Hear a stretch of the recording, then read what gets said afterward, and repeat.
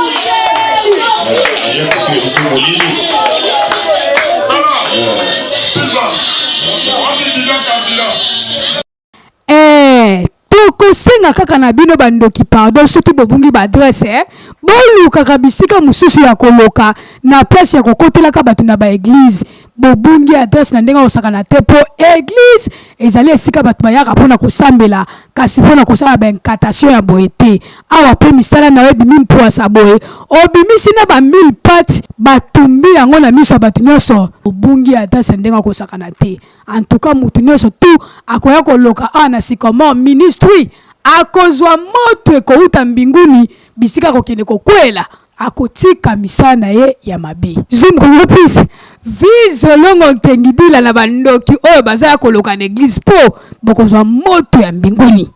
eyokani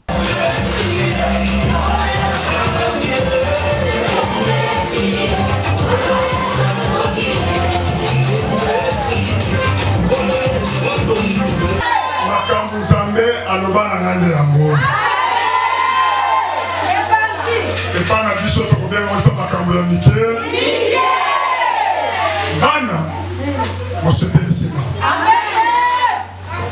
nakanisaki bokobanda kozonga nsima nakanisaki bokobanda kosala lokola bato oyo ya bayeba ndimi yesu kaka lelo eloko esepelisika